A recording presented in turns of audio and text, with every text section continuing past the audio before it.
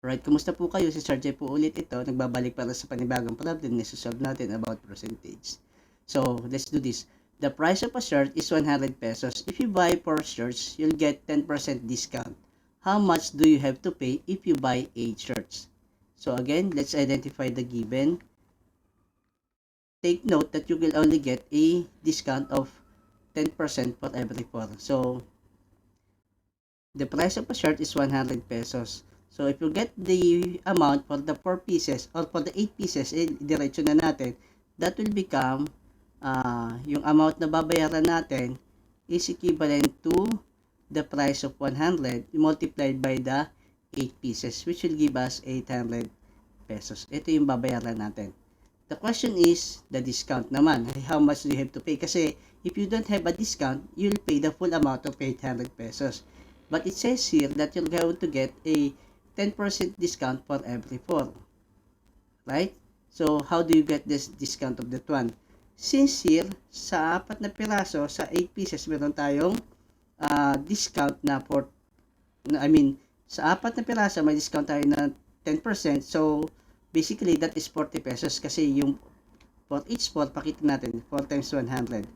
That's actually 400, di ba? So, if you'll get the 10% discount of this one, that's equivalent to, sige, sisay natin, 40 times 0.1, that's equivalent sa 40.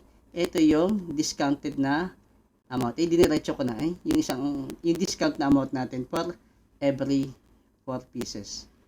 So, here we have 800 pieces. So, how do you solve yung discount mo for the 800 pesos? Diba? Ito may 4 na 4 naman dyan. So, still, you get a 10% discount for this 800 pesos. Kasi, yung 8 is divisible by 4.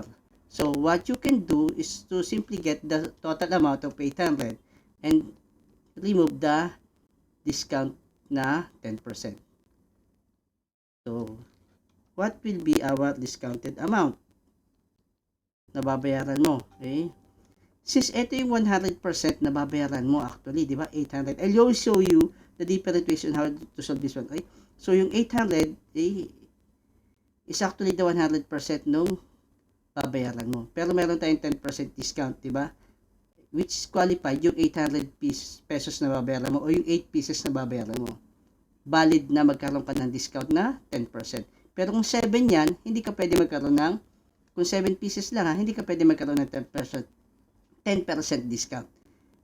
I'll show you another example for that one later on. Ipakita natin. So, since this is 8, divisible yan by 4, so pwede ka magkaroon ng 10% discount.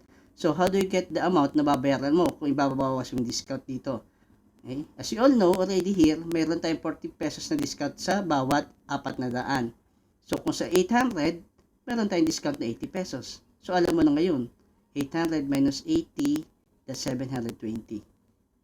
So, I'm just showing it to you mentally, pero the better way to solve this one is since ito, 100% na babayaran mo, at meron kang discount na 10%, so, ang babayaran mo na lang is yung 90% netong amount na ito. So, you can simply multiply this by 0.9 or yung 90%. I hope you can follow. And the 90% of 800, 8 times 9 is 720. So, ito na lang yung babayaran mo. So, nanggaling yung 0.9, ito yung 100%, binawasan mo ng 10%, magiging 90% na lang. So, magiging 0.9 yung sa decimal. And multiplying that 90% ng 800, that's 720. Ito yung babayaran mo. Right? Yung 10% yung nawala, yun yung binawas na discount. So, ito lang yung babayaran mo, 720. So, let's try to change a bit yung given natin. What if you got here 7 na t-shirt lang ang binili? This is a different examples naman. What if you buy 7 shirts? How do you solve this one? So, walang discount. So, ang discount natin for every 4, di ba? So, walang discount yung tatlo doon. Yung 4 lang yung meron. Kasi yung 7 natin, take note is 4 plus 3. Is equal to 7. Ito lang ang may discount yung 4. Yung tatlo wala.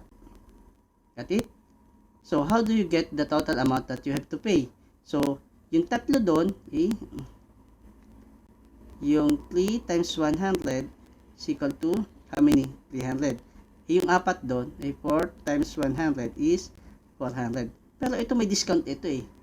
Diba? So, kukunin mo yung discount yan na 10%. Right? So, ang babayaran mo na lang dyan is actually 90%. Kaya naging 0.9. The same with the process here. So, how do you get the 90% of 400? That's 360. 9 times 4 is 36. Okay, so 360 na lang yung babayaran mo. Ang tanong ngayon is, magkano yung total na babayaran mo for the 7 shirts? 7. Okay, so you add this one, 300 plus 360. Ito yung walang discount na 300. Ito yung may discount na dapat ay 400, naging 360 na lang. So, ang total na babayaran mo ay 660. Right? That is for the 7 shirts. Parang linear equation ang nangyari. Right? So, I hope this been informative for you, and I thank you for viewing.